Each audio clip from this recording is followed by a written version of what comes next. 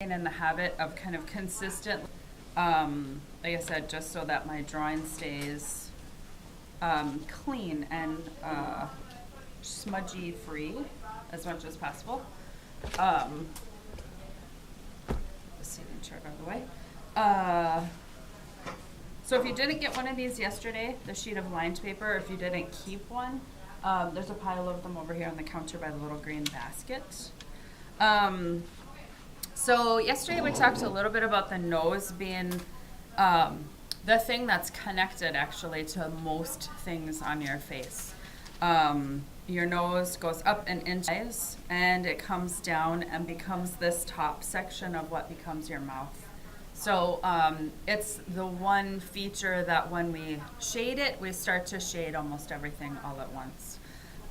So you can see up and look at some of the shadows above my lips. We can just kind of double check that these look fairly accurate. I think this shadow here is a little dark, so I can take my kneadable eraser, that up if I want. So it's right here. It's a little darker than was on my photo. So I have some of these shadows around my mouth that I've already started from the nose yesterday.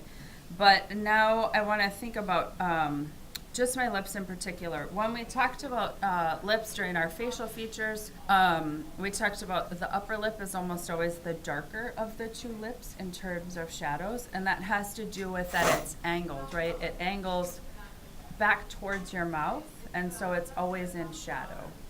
Your lower lip, and so it catches the light. So that's the reason that typically your upper lip will be a little darker than your lower lip. It is a good idea to just double check your drawing. I think I drew this a little more curved than it needs to be. We'll see. I'll probably adjust it as I shade. We associate that center portion of our mouth with a line, but really it's the deepest of the shadow. So that is where I'm gonna start with my shading of my mouth, is here. Just like with all the other features, I like to shade from a darker place and work my way lighter. It just gives me perspective, working out from that spot that's a little darker. So my the corner part of my lip actually becomes part of these shadows out here in my cheek. So I've kind of moved all the way out into that corner edge, and then I'm just going to work my way across here, looking for where it's darker and where it's lighter.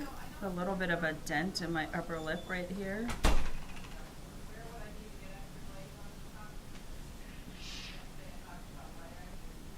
So the lip itself is fairly straightforward. Now sometimes you see some texture on your lip, and so a lot of times those will be like lines. So here my lower lip has, there's like a almost like a line or a dent that's here. So I'm gonna shade that. There's also this area here that's quite a bit lighter. So I'm gonna outline that before I shade, just to kind of remind myself that this spot is the lightest spot on my lip. So I'm going to try to get really, really light here. There's also a little bit of a ridge here that I've kind of drawn in that's darker, and then this outer section here that's lighter, which is feels a little odd, but it also feels odd because out here in my face, there's a shadow that's here. So we start to have this weird thing that feels weird to your brain, where we associate lips with being different, but they're really just skin. And so right here, this outer corner of my lip kind of fades right into the shadow of my face. I can barely see that edge. So that's something here that I'm trying to replicate. So I'm adding these shadows in already. So still a little bit of a shadow here. They'll typically, this bottom corner of your lip, maybe exaggerated that a little bit. And then that shadow will go down into your chin. So we talked a little bit about chin, that it's like a sphere. So I'm just gonna come out into this extra part, or the rest of my face, just for reference in terms of the shading, right?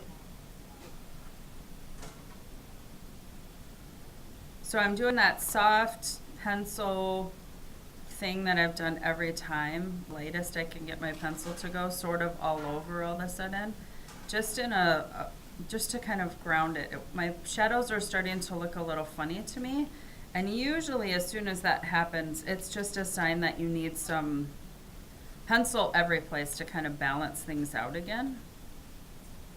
So here I can definitely see that this is very, very dark. This is starting. So I'm gonna add that in just for, intend to do that as I move through each feature. So now I can kind of compare that this side of my lip needs to start to be almost that dark, but not quite. Again, that shadow, that corner of my lip goes all the way out into my face. I've drawn my outline, I think, a little wide there, so I'm going to have to go back with my kneadable eraser and lift that out of there, which of course means I clear a whole spot, which is always a little frustrating, but not the end of the world.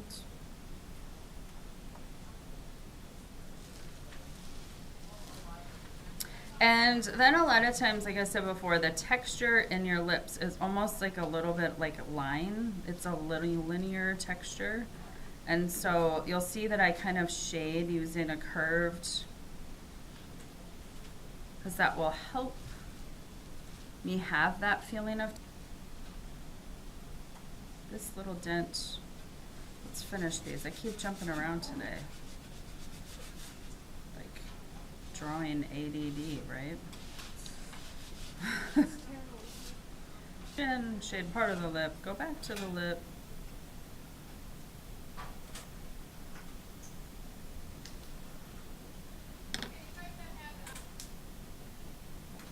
All right, I can pull that highlight out. I still need to work this side. I think these shadows need to be a little darker.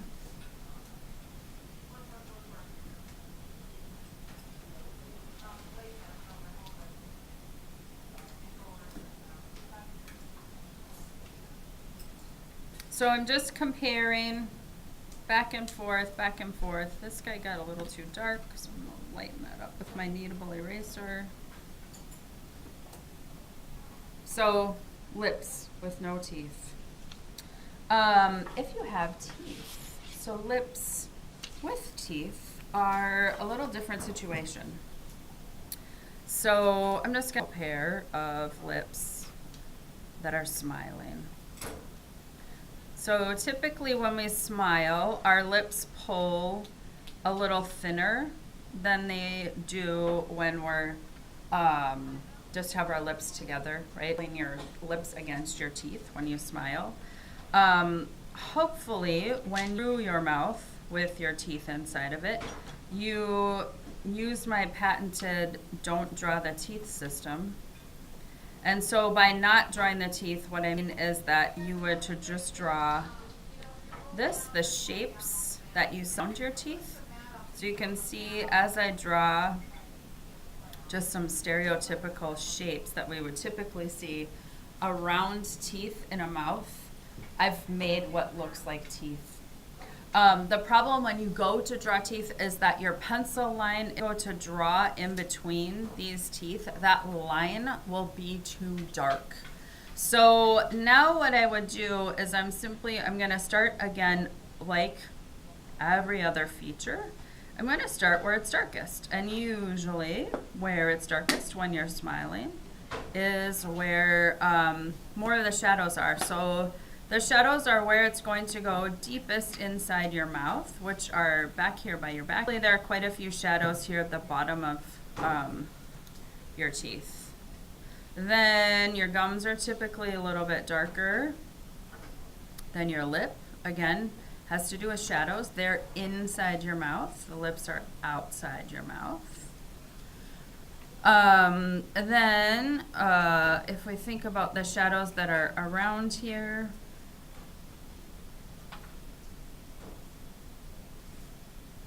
shade my lips. They'll typically be darker on this outer edge because remember your face from side to side.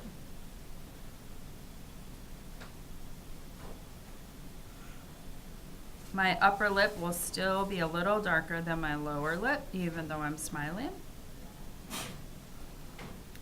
Darker here on the corners. Some of that like linear texture kind of can come through a little bit more when we're smiling more. So I'm using my pencil to almost make like a little bit of curved line texture out here that I'm then going to partially shade over a little bit. So your upper lip will have a little bit more shadow like where it's pulled against your teeth.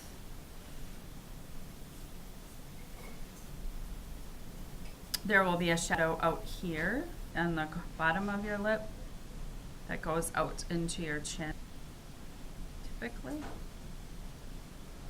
And now I have my mouth, right? It looks like teeth. The problem is that all of these teeth are super, super white. If we look at a photo of somebody with smiling teeth, these teeth, because they're inside your mouth, will have quite on them. So I need to start shading a few of these teeth.